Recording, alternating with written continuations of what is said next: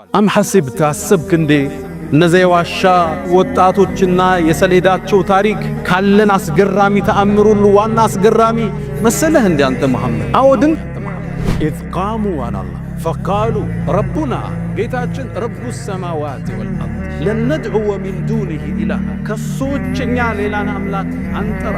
ይሄን ካለማ ይዘን ማለት ነው የንሹር ለኩም ረብኩም ምን ረሕመቲህ የእናንተ ጌታ አላህ እዝነቱን ይለቅላቸዋል፣ ለቀቀባቸዋል። ገና ዋሻው ውስጥ ሲገቡ ጀሮአቸውን መታናል። አላህ 9 ዓመት ከ309 ዓመት በኋላ አላህ ቀሰቀሰ። አላህ አተመው። የሰው ልጅ ለላብጥ አልተፈጠረም። አፈሐሲብቱ እነማ ኸለቅናኩም ዓበተን ወአነኩም ኢለይና ላ ቱርጀዑን ዝም ብለን ለከንቱ የፈጠርናችሁ ወደኛ ማትመለሱ ይመስላችኋል ይላል አላህ። ዝም ብለን ነግደን ፎቅ ሰርተን ቤት ሰርተን ተጋብተን ልንሄድ ብቻ ነው ይሄን የተፈጠርንበት ዓላማ? ሌላ ትልቅ ቁም ነገር አለ። ሙቱም መቀስቀሳ ወደረበ ለና መሰለን ወነስየ ኸልቀ ከምን እንደፈጠርነው ረስቶ ለእኛ ምሳሌ ያደረገልናል። ብሎም አለ ማን ነው እነዚህን አጥንቶች ከበሰበሱት በኋላ የሚቀሰቅሰው ብሎ አለ ቁል ብለህ በለው ዩሕይሃ አለዚ አንሸአሃ አወለ መራ መጀመሪያ የፈጠረ ይቀሰቅሰዋል። የሚከብደው መጀመሪያ ማስገኘት ነው። አንድ ነገር ከወደቀ በኋላ መጠገንማ ቀላል። ሙቶ መቀስቀሳል። የሰው ልጅ ልብ በሉ ይህን ንግግሬ ሊኖር ነው የተፈጠረው፣ ሊሞት አልተፈጠረም። ከተፈጠርነ በኋላ አንሞትም፣ ሕይወት ይቀጥላል። ከእናት ሆድ ወደዚች ዓለም መጣን። ከዚህ ዓለም ወደ ቀብር ዓለም እንገባለን። ዓለሙል በርዘኽ እንለዋለን። ከቀብር ዓለም በኋላ ወደ ዋናው ዓለም የመጨረሻው ዓለም እንሸጋገራለን። ፍርድ ላይ እንቆማለን። ወይ መዘውተሪያችን ጀነት ነው፣ አላህ ይጠብቀን፣ ካልሆነም ጀሃነም። መሞት የለም። ከዛ በኋላ አንዴ ተፈጠር እንጂ አትሞት። የሰው ልጅ ሊኖር ነው የተፈጠረው፣ መኖሪያው ነው የሚለያየው። ለተርከቡና ጠበቀን አን ጠበቅ ከርከን ወደ እርከን ነው የምንሸጋገረው። ከእናት ሆድ ወደዚች ምድር፣ ከምድር ወደ ቀብር፣ ከቀብር ወደ ቅያማ፣ ከቅያማ ፍርድ ወይ ጀነት ዘላለም እንኖራለን። አላህ ይጠብቀን፣ ካልሆነ ሰዓት ውስጥ እንኖራለን። ጓደኛ ምን መርጠው ሕይወታችን ላይ ተጽዕኗል።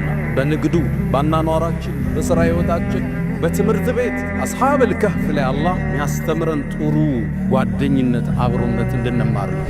ጁምዓ ስንቀራ እንድንማር አላህ የሚፈልገው ጽናት፣ እውነት ላይ መቆም። ለዛ ነው ሄረክል ምን አለ? ልብን እኮ አለ ኢማን ቀልብ ውስጥ ገብቶ ካረፈ ኢዛ ኻለጠ በሻሸቱሁ ልቁሉብ ያነቃንቀው። ቢላልን ጎዳና ላይ በፀሐይ ሲነድ ያጸናው ውስጡ የገባው ኢማን፣ ሰሓቦቹን ያጸናቸው ያ ኢማን ነው። ቀለል አድርገህ የምታስበው ነገር እኽላሱ ካለ አላህ ዘንድ እርግጠኛ ከሆንክ አላህ የሚሠራው ነገር ሌላ ነው። ሉጥፉላህ የጅሪ ወዐብዱሁ ላ የድሪ ይላሉ ሰለፎቹ። የአላህ እዝነት እኮ ባሪያው ላይ ይፈሳል፣ ባሪያው ግን አያውቅም ይላል። አንተ ችግር ውስጥ ነህ፣ አልተሳካልህ፣ ዱንያው ቅርጽ አልያዘልህ፣ ትዳሩ የሆነ ነገር አለው፣ ግን የአላህ እዝነት አንተ ጋር እየፈሰሰ ትንሽ ጠብቀው፣ ትንሽ ታገሰው። አላህ ከዛ በኋላ ተአምር ይፈጥርበታል። ሉጥፉላህ የጅሪ ወዐብዱሁ ላ የድሪ። ሲከለክልህ እዝነቱ እየፈሰሰብን፣ ቢሰጥህ ሊያጠፋ ይችላል። ያሰብከው ነገር አሁን ቢቋጭ ላይጠቅምህ ይችላል። ሉጥፉላህ የጅሪ እዝነቱ አንተ ላይ እየፈሰሰ ወዐብዱሁ ላ የድሪ። ባሪያው ግን አላወቀ። ምናልባትም አኩርፏል፣ ምናልባትም አላህን ታዝቧል። ምን አርጌ ነው ብሎ አማሮ ሊሆን ይችላል። ሉጥፉላህ የጅሪ ወዐብዱሁ ላ የድሪ።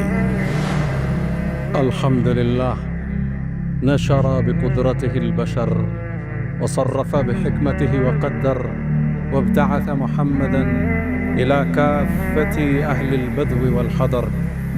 معاشر المؤمنين زاري الله سبحانه وتعالى مقدمك هنا كتوحيدات شو شركن دل سلنسو كمتشو بيت منقست واشان سلمرتو كوبول فنينا مقبنا متشوت عفرن سلاس قدمو ታሪካዊ ወጣቶች እናውሳለን። ቁርአን ታሪካቸውን አሳምሮ ጠቅሶታል። አይደለም እነሱን የተቀመጡበትን ዋሻ ምዕራፍ ሰይሞበታል። አስሓቡል ከህፍ የዋሻው ባለቤቶች። ዋሻው ውስጥ ምን ሊያረጉ ገቡ? ይህ ዋሻ ለምን ተጠቀሰ? እነዚህ ወጣቶችስ ገድላቸውና ታሪካቸው ምንድነው?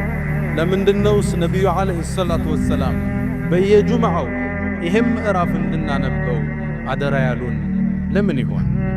ታሪካቸው ማራኪ፣ አስገራሚ፣ አስደማሚ፣ ቁስን በኢማን ድል የነሱበት አላህን አምነውት አልፎ የተገኘላቸውን ታሪክ የምናይበት ውብ መድረክ፣ ውብ ታሪክ፣ ውብ ምዕራፍ ሱረቱል ካህፍ። ጅማሮው እንዲህ ነበር። ነቢዩና ሙሐመድ ዓለይሂ ሰላቱ ወሰላም ጥሪያቸውን ወደ ቁረይሽ ማኅበረሰብ፣ ወደ አረቡ ማኅበረሰብ ይዘው ሲነሱ ያ ማኅበረሰብ ነቢያትን አያውቅም ነበር። ነቢያት የተላኩላቸው ገና ከሺህ ክፍለ ዘመናት በፊት ነቢዩላህ ኢስማዒል ነበሩ። ከዓባን የቆረቆራት ከጁርሁም ኮዛ ጋር ሆነው እስማዒልና ነቢዩላህ ኢብራሂምን እንጂ ነቢይ ተልኮላቸው አያውቅም። ተስጠንቅቀው አያውቁም። ማ ኡንዚረ አባኡሁም ፈሁም ጋፊሉን ነው የሚለው አላህ። አስጠንቃቂ ያልተላከላቸው በጣዖት አምልኮ ላይ የሚኖሩ ማኅበረሰብ ነው የቁረይሹ ማኅበረሰብ። ከዓባ ውስጥና ዙሪያው ላይ ከ300 በላይ ጣዖታትን የሚያመልክ ጣዖት አምላኪ ማኅበረሰብ።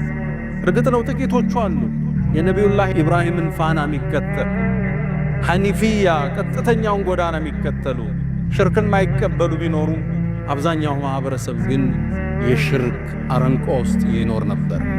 ነቢዩ ዓለይሂ ሰላቱ ወሰላም አላህን ብቻ ተገዙ፣ ከሱ ውጭ ያሉን ጣሉ ብለው ተናገሩ። ከሰማይም መልእክት እየወረደላቸው እንደሆን የነቢያቶች ሁሉ መቋጫና መደምደሚያ እንደሆኑ ነገሯቸው። ሊቀበሉ ፍቃደኛ አይደሉም። ታማኝና እውነተኛ መሆናቸውን ያውቃሉ። በምድራዊ ጉዳይ ሊወዳደሯቸው ይችላሉ። የሰማዩን ጉዳይ ግን ሊፎካከሯቸው አልቻሉምና አሻፈረናል። ያደረጉት ጥረት አልሳካለ። መልእክተኛውን በርካታ ተከታይ ማፍራት ጀመሩ። ያኔ ሰማይን በሰማይ ወሕይን በወሕይ ኪታብን በኪታብ መፋለም ፈለጉና የመጽሐፍ ሰዎችም ፈልገው ሄዱ። ወደ መዲና አካባቢ ይኖሩ ወደ ነበሩ የመጽሐፍ ሰዎች ወደ ይሁዶችንም ጠየቋቸው። እኛ ዘንድ ነቢይ ነኝ ብሎ የተላከ ሰው አለ። እናንተም ከእናንተም በፊት ነቢያቶች ተልከውላችሁ ነበር። የሙሳ ተከታይ ናችሁ። ነቢያቶች የሚጠየቁት ጥያቄ ካለ ስጡንና እንጠይቀው፣ እናሳፍረዋል። ይሁዶችም አንድ መልስ ሰጥቷቸው 3 ጥያቄ ጠይቁት፣ ነቢያት እንጂ ማያውቁት። ከመለሰላችሁ ነቢይ ነው አሏቸው። ምን እንጠይቀው? 3 ጥያቄ። አንደኛው ከቤታቸው ወጥተው ስላልተመለሱ አንፈሪም ነው የሚለው ሐዲስ ስለሆኑ ጭፍሮች ግልጽ አላደረጉትም፣ ውስብስብ አረጉት። ጥያቄ ነቢይ እንጂ በወሕይ እንጂ ማይመለስ ጥያቄ። ሁለተኛው ደግሞ ምድርን ስለ ዞራት ንጉሥ ጠይቁት። ሦስተኛው ስለ ሩህ ጠይቁት። 3ቱን ከመለሰ ነቢይ ነው አሏቸው። ቁረይሾች ጥያቄውን ይዘው መጡ። ነቢዩም ዓለይሂ ሰላቱ ወሰላም አሁን ከዱላና ከስድብ አልፈው ስለ ዕውቀት ማውራታቸው ደስ ብሏቸው ጥያቄውን ተቀበሉ። ይሄማ ጥያቄያችሁ የወሕይ ጉዳይ ነው፣ እመልስላችኋለሁ፣ ነገኑልኝ አሉ። መልእክተኛው ዓለይሂ ሰላቱ ወሰላም እንዲሰልሙ ስለጓጉ ወሕዩም መውረዱ እርግጥ ስለሆነ ኢንሻአላህ አላሉ። ከምዕራፉ መቋጫ ላይ እናገኘዋለን። ወላ ተቁለነ ሊሸይኢን፣ ለአንድ ነገር ኢንሻአላህ ሳትል ቃል እንዳትሰጥ ሚል ማስጠንቀቂያ መጨረሻ ላይ እናገኛለን። ጅብሪልም ከቀናት በኋላ የ3ቱን ጥያቄዎች መልስ ይዞ መጣ። ዛሬ የምናወራው ስለ ጀመረው ጥያቄ መልስ ነው። ስለሆኑ ወጣቶች ከቤታቸው ወጥተው ስለተሰወሩ ከክፍለ ዘመናት በፊት ታሪካቸው ምንድን ነው? አስገራሚ ታሪክ አለ ብለው ነው የሁዶቹ የላኩት። አላህ አንቀጹን አወረደ። አም ሐሲብት፣ አስብክ እንዴ ገመትክ እንዴ አንደ ሙሐመድ አም ሐሲብት አነ አስሓብል ከህፊ ወረቂም፣ ረቂም ማለት ሰሌዳ ነው። እነዛ ወጣቶች የተቀመጡበት ዋሻ ላይ በሂደት ታሪካቸው ተጽፎ ስማቸው ተጽፎ ዋሻው በር ላይ ተለጥፏል። አም ሐሲብት፣ አስብክ እንዴ እነዚያ የዋሻ ሰው ወጣቶችና የሰሌዳቸው ታሪክ ካለን አስገራሚ ተአምር ሁሉ ዋና አስገራሚ መሰለህ እንደ አንተ መሐመድ? አዎ ድንቅ ታሪክን ግን ከዛም ይበልጥ እኮ አለኝ አንተ መሐመድ። በነገሩ ታሪኩን ልንገር ብሎ አላህ ታሪኩን ለነቢዩ ዓለይሂ ሰላቱ ወሰላም ተረከላቸው። በጣም ማራኪ ታሪክ፣ ሚስጥር የበዛበት ታሪክ፣ የጠየቁት የሁዶች እንኳን አዳዲስ መልስ ያገኙበት ማያውቁት ሚስጥር የተገለጠላቸውን ታሪክ ነቢዩ ዓለይሂ ሰላቱ ወሰላም ተረኩላቸው። ነሕኑ ነቁሱ ዓለይከ ነበአሁም ብልሐቅ፣ አንተ መሐመድ የእነሱን ጉዳይ ዜናኛ በእውነት እንተርክልሃለን። እነሁም ፍትየቱን እነዚህ ወጣቶች ናቸው። አመኑ ቢረብህም ወዚድናሁም ሁደን፣ በአላህ አመኑ። ነቢይ አልተላከላቸው። የሚኖሩበት ማህበረሰብ ጣዖት አምላኪ የነበረ ማህበረሰብ፣ አላህን አያውቅም። እነሱ ግን የተከበሩ የነገስታት ልጆች ናቸው። በጣም የባለ ሀብት ልጆች ናቸው። በቅንጦት የሚኖሩ ሌክዠሪ ብራንድ ለባሾች ናቸው። አገሪቱ ያላቸው ህንፃ ብዛት፣ ያላቸው መጓጓዣ ብዛት የሀገሪቱ የታላላቅ ባለ ሀብት ነገስታት ልጆች ናቸው። ራሳቸውን ጠይቁ። ይህም ዓለም የፈጠረው ጌታ ነው። ሁሉ ነገር ዝም ብሎ አልተፈጠረ። የሰው ልጅ ጣዖትን ሊያመልክ አይገባው፣ ሰማይና መሬትን የዘረጋውን ቢሆን እንጂ ብሎ አመኑ። በሂደት ተሰባሰቡ፣ ማውራት ጀመሩ። ህዝቡ ለዒድ ቀን ወጥቶ ጣዖት ሲያመልክ እነሱ ለብቻቸው ተገለው እንዴት ሰው ጣዖት ያመልካል መባባል ጀመሩ፣ ማውገዝ ጀመሩ። ይህን አስተምህሮታቸውን በጊዜው የነበረ አንድ ንጉሥ ሰማ። ዲቅያኖስ ይባላል። አስጠራቸው። ምንድነው የምሰማው ወሬ አላቸው። ያኔ ተውሂድ ድል አደረገ። ከአምባገነን ፊት እውነትን አወጡ። ኢነሁም ፊትየቱን አመኑ ቢረብህም ወዚድናሁም ሁደን። አላህ ቅናቻን ጨመራቸው። ከንጉሡ ፊት ቆሙና እውነትን ተናገሩ። ልንገዛው የሚገባ የሰማይና የምድርን ፈጣሪ እንጂ ጣዖታትን አይደለም። ኢዝ ቃሙ አላህ ፈቃሉ ረቡና፣ ጌታችን ረቡ ሰማዋት ወልአርድ ለን ነድዑወ ሚን ዱኒሂ ኢላሃ፣ ከሱ ውጭ እኛ ሌላን አምላክ አንጠራ። ይሄን ካለማ ኢዘን ሸጠጠን፣ ደንበር ያለፈን ቃል እውነት ያልሆነን ተናገርነ ማለት ነው። ሃኡላኢ ቀውሙን እተኸዙ ሚን ዱኒሂ አሊሃ፣ ከአላህ ውጭ ያለን አምላክ የያዙ እነዚህ ህዝቦቻችን መስመር ስተዋላ። እውነት አምላክ ከሆኑ ለመረጃ ያመጡላቸው። የፈጠሩትን ሰማይ ያሳዩ፣ ያወጡትን ውሃ ያሳዩን አምላክ አድርገው የሚገዟቸው። ንጉሡ መልሳቸው ሲሰማ ደነገጠ። ሊገላቸው አልቻለም። የተከበሩ ልጆች ናቸው። እነሱም መግደል የሚያስከፍለውን ዋጋ ያውቃል። ቀን እሰጣችኋለሁ አላቸው። እሰቡበት፣ መንገድ ስጣችኋል፣ አስተካክላችሁ ኑልኝ ብሎ ከቤተ መንግሥት አስወጣቸው። ያኔም ወጣቶቹ ተሰባሰቡ። መስመር ስተው ከተመለሱ ዱንያንም አኼራቸውን አጡ። አማራጫቸው አንድ ብቻ ሆነ። ፈእዉ ኢለል ከህፍ፣ በቃ አማራጫችን ቤተ መንግሥቶቻችን እንጣል፣ እልፍኙን፣ ወርቁን፣ አልማዙን እንጣልና ወደ ዋሻውን እንግባል። አላህ ቢባል ጌታችን አለ። እሱ ያካል፣ እሱ ይጠብቀናል። የንሹር ለኩም ረቡኩም ሚን ረሕመቲ፣ ጌታችን አላህ ከዝነቱ ይከፍትልናል። ወደ ዋሻውን መሄዳል። ወቅቱ አስደንጋጭ ነው ለነሱ። ነገሥታት ተነስተውባቸዋል፣ ሊገሏቸው ነው። ወጣቶች ናቸው። ሁሉን ነገር ግን ለአላህ መሰዋት ፈለጉ። የሚሄዱበትን ነገን ግን አያውቁም። ጨለማና ግድግዝግዝ ያለን ተራመዱ። አላህ አልፎ ቆያቸው። ዋሻው ውስጥ ገቡ። እንደ ገቡም አላህ ለ309 ዓመት አስተኛቸው። ተፈለጉ። ማህበረሰቡ የሉም። 1 ዓመት ተፈለጉ፣ 2 ዓመት፣ 10 ዓመት፣ 100 ዓመት፣ ያ ክፍለ ዘመን አለፈ። ታሪካቸው ግን የህዝብ ታሪክ ሆነ። እነዛ ወጣቶች፣ ቅንጡ ወጣቶች፣ ለአላህ ሲሉ መስዋዕትነት የከፈሉ ወጣቶች ታሪካቸው ታሪኩን አለፈ። ትውልድ ይቀባበለው ነበር፣ አይታወቅም ነበር። እነሱ ዋሻው ውስጥ ግን ሲገቡ የአላህ እዝነት ተከተላቸው። እነሱም ብለው ነበር የንሹር ለኩም ረብኩም ሚን ረሕመቲ፣ የእናንተ ጌታ አላህ እዝነቱን ይለቅላቸዋል። ለቀቀባቸው አላህ። ገና ዋሻው ውስጥ ሲገቡ ጀሮአቸውን መታናል አላህ፣ ድምፅ እንዳይሰሙ እንዲያርፉ አስተኛ ናቸው 309 ዓመት። ከዛ እስካስተኛቸው በኋላ አካላቸው እንዳይበሰብስ ወኑቀልቡሁም ዛተል የሚን፣ ወደ ቀኝና ወደ ግራ ያገላብጣቸው 309 ዓመት። ድንገት ሰው በዛ ዋሻ አልፎ ብቅ ብሎ አዛ እንዳያደርጋቸው እንዳያስቸግራቸው አይናቸውን ገልጠው እንዲተኙ አላህ አደረገ። ድንገት ካያቸው ፍርሃት እንዲርድህ ያደርጋል አላህ። ወለሙሊእተ ሚንሁም ሩዕባ፣ ስታያቸው ደንብርህ ነው የምትሄደው። ስለ እነሱ ምድህ መናገር አትችልም ከፍርሃቱ ብዛት። ዋሻው ውስጥ መሃል ላይ ገብተው 309 ዓመት። ሌላ ተአምር ማጀባቸው። ፀሐይ ስትወጣ ልክ ዋሻው በሩ እንዲህ ከሆነ ፊት ለፊት ነው የተኙት። ፀሐይዋ ስትገባ እንዳታገኛቸው ፀሐይን አላህ ግዙፏን ፕላኔት ዛቢያዋን እንድትቀይር አዘዛለ። ወተራ ይላል አላህ ትመለከታለህ። ወተራ ሸምሰ ኢዛ ጠለዐት ፀሐይ ስትወጣ ታያታለህ። እነሱን ፀሐይዋን እንዳይገባባቸው ወደ ቀኝ ስትዘነበር፣ ስትገባ ደግሞ ተቅሪዱሁም ዛተ ሽማል ወደ ጎን አሁንም ትታጠፋለች ስትገባና ስትወጣ። ለምን እነሱ ፊ ፈጅወት ምን ፊት ለፊት በሩ ላይ ነው ያሉት። ፀሐይ እንዲያገኛቸው አላህ አልፈቀደ። ልብ በሉ 309 ዓመት ፀሐይ ስትወጣና ስትገባ ዛቢያዋን እንድትቀይር አላህ አዘዘ። ፀሐይ ግዝፈቷ የመሬትን 1.3 ሚሊዮን እጥፍ ነች። ልብ ብላችኋል።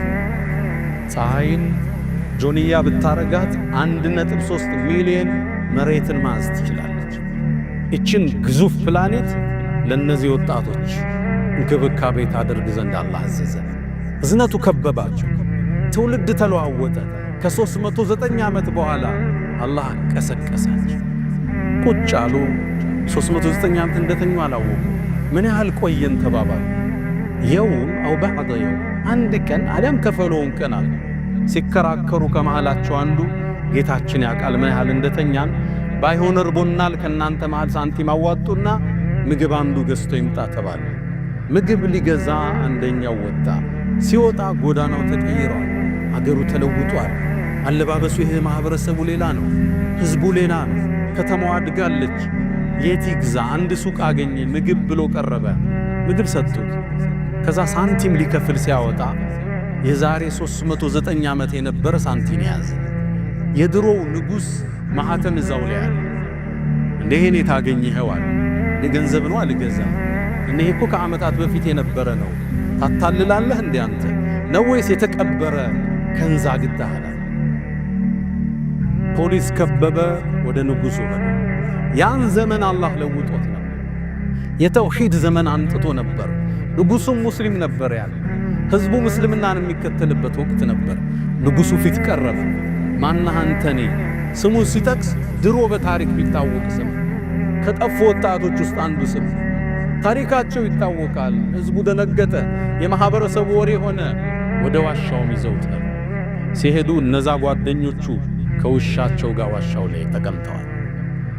አላህ ተአምሩን ለዛ ተውሂድን ይከተል ለነበረ ትውልድ ሙቶ መነሳት እንዳለ ከ309 ዓመት በኋላ ቀስቅሶ አሳያቸው።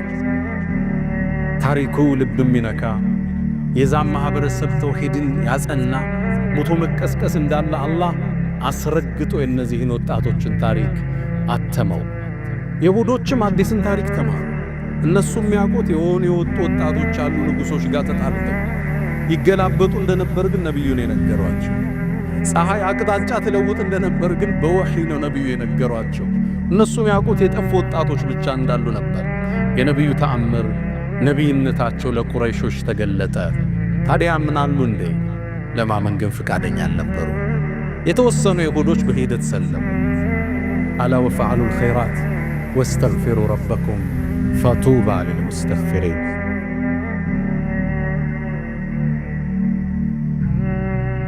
الحمد لله على إحسانه والشكر له على تفضله وامتنانه ولا إله إلا الله تعظيما لشانه وصلى الله وسلم وبارك على رسوله وإخوانه። ود مؤمنان የወጣቶቹ ታሪክ ልብን የሚነካ ነው። ከቤተ መንግሥት ዋሻን የመረጡ፣ ከምቹ ፍራሽ አፈርን የመረጡ፣ ምንም አቅምና ችሎታ በሌላቸው ሁኔታ ነገሥታትን ተጋፍጠው ለተውሂድ ዘብ የሆኑ ለዚህ ወጣት ለዚህ ትውልድ ለትልቆችም ተምሳሌት የሆኑ ወጣቶች ናቸው።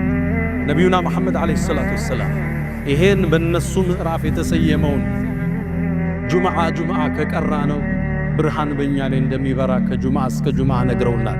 አቡ ሰዒድን አልኹድሪ ባስተላለፉት ሐዲስ ላይ ሐኪምና በይሃቂ ላይ በተዘገበው መን ቀረአ ሱረተል ከህፍ የውመል ጁምዓ ሱረቱል ከህፍን የቀራ ሰው አضاء له من النور ለሱ ከብርሃን ያበራለታል። ማ በይነ الجمعتين በሁለቱ ጁምዓዎች መሃል ለሱ ብርሃን ይበራለታል። እንድንቀራ በየጁማዓው የተፈለገ ተከታዮቹን አስተምህሮት እንድናገኝ የመጀመሪያ ሙቶ መቀስቀስ እውነት እንደሆነ የሰው ልጅ ለላግጥ አልተፈጠረም። አፈሐሲብቱም አነማ ኸለቅናኩም ዐበተን ወአነኩም ኢለይና ላ ቱርጀዑን ዝም ብለን ለከንቱ የፈጠርናችሁ ወደኛ ማትመለሱ ይመስላችኋል ይላል አላህ። ዝም ብለን ነግደን ፎቅ ሰርተን ቤት ሰርተን ተጋብተን ልንሄድ ብቻ ነው ይሄን የተፈጠርንበት ዓላማ? ሌላ ትልቅ ቁም ነገር አለ። ሙቶ መቀስቀስ አለ። ኡበይ ኢብኑ ኸለፍ የሚባል የቁረይሽ መሳፍንት ውስጥ አንዱ ነቢዩ ዓለይሂ ሰላቱ ወሰላም የሰው ልጅ ሙቶ መቀስቀስ አለ ብለው ሲያስተምሩ አጥንት ይዞ መጣ ይበሰበሰ ፊታቸውም ላይ እንዲሰባበረውና አየሩ ላይ በተነው። አንተ ሙሐመድ ያንተ ጌታ ይህን ነው ሰብስቦ የሚቀሰቅሰው አላቸው። ማላገጡ ነው አይደል?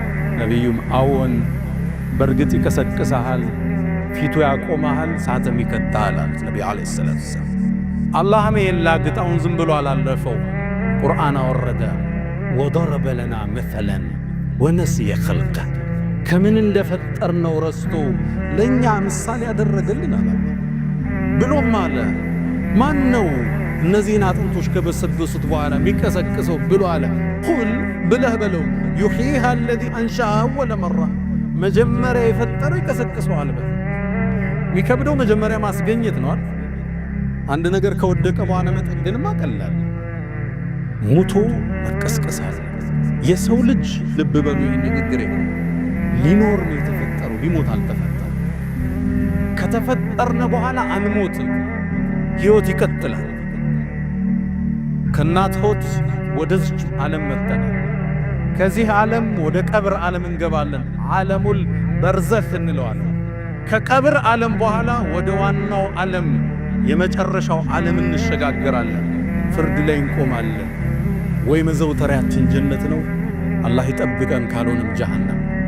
መሞት የለም ከዛ በኋላ አንዴ ተፈጠር እንጂ አትሞት። የሰው ልጅ ቢኖር ነው የተፈጠረው፣ መኖሪያው ነው የሚለያይ። ለተርከቡና ጠበቀን አን ጠበቅ ከርከን ወደ እርከን ነው የምንሸጋገረው። ከእናት ሆድ ወደዚህ ምድር፣ ከምድር ወደ ቀብር፣ ከቀብር ወደ ቅያማ፣ ከቅያማ ፍርድ ወይ ጀነት ዘላለም እንኖራለን። አላህ ይጠብቀን፣ ካልሆነ እሳት ውስጥ እንኖራለን። የሰው ልጅ ሊኖር ነው የተፈጠረው፣ ሊሞት አይደለም። ሽግግር ላይ ነው። አንዴ ከተፈጠርክ በኋላ መሞት የለም፣ መሸጋገር ብቻ። ሞት መቀስቀስ ያው መሆኑን አላህ እዚህ ጁምዓ ስንቀረው እንድናስታውስ ይፈልጋል። ሁለተኛ ከዚህ የምንማረው ጥሩ ጓደኝነት፣ መልካም ጓደኝነት ወሳኝ እንደሆነ። እነዚህን ጓደኛ ማቾች ተሰበሰቡ። እነሱም ብቻ አይደለም፣ ስድስቶቹ ወደ ዋሻው ሲሄዱ አንድ እረኛ አገኙ። የተውሂድን ጥሪ ያቀረቡለት ተቀበለ። ውሻም ነበረው ተከተላቸው። እነሱ ውሻቸው ቁርአን ውስጥ ተጠቀሱ።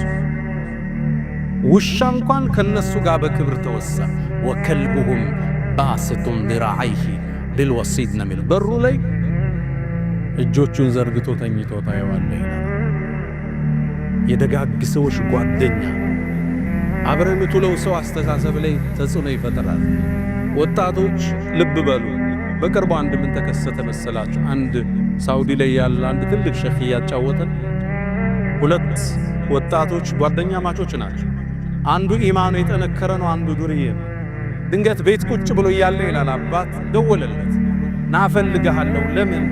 የሆነ ሰው አስቸግሮና እናማ አንድ እርምጃ ወስደንበት ልምጣ አለው። አባቱ ልውጣ ሲለው ልጄ ትሄዳለህ? መግሪብ ሰግዷል፣ ውዱእ አድርግ፣ ተዘጋጅ፣ መስጊድ እንሄዳለን። አይ አስቸኳይ ጠርቶኝ ነው ልመለሳል። ልጅ ሩጦ ወጣ። ያ መኪና ይዟል። ልጁ ጋር ደረሱ። እሱ ወርዶ እንኳን አልተጋጠሙ። አንተ ወርደህ ምተዋል። ሲደባደቡ ያ ማሸነፍ ሲጀምር ይሄ በመስኮት ቢላ ሰጠ። ይሄ ወጣት ቢላውን ተቀብሎ ሲሰነዝር ትቦውን ይቆርጠዋል። አንገቱ ላይ ደሙ ፈሰሰ። ያ ልጅ ሞትም። እዛ ሀገር ላይ ደግሞ ሸሪዓ ነው ያለ። ሞት በሞት ነው የሚተካው። ይሄ ልጅ የሞት ፍርድ ተፈርዶበት እስር ቤት ገባ። ይሄን በስተት ነውና የተፈጠረው ሸምግል ተብሎ ይሄ ሸኻችን ወደ እስር ቤት። ወጣቱን ልጅ አየውታ። ምስኪን ነበረ። ጓደኛን ያሳሳተ 2 ዓመት ሙሉ እስር ቤት ውስጥ ነው ትምህርት አቋርጦ ቁርአን አቋርጦ። እዛ ውስጥ ገብቶ ግን ቁርአን ሐፈዘ፣ ቡኻሪና ሙስሊም ሐፍዞ ሞቱን ይጠባበቃል።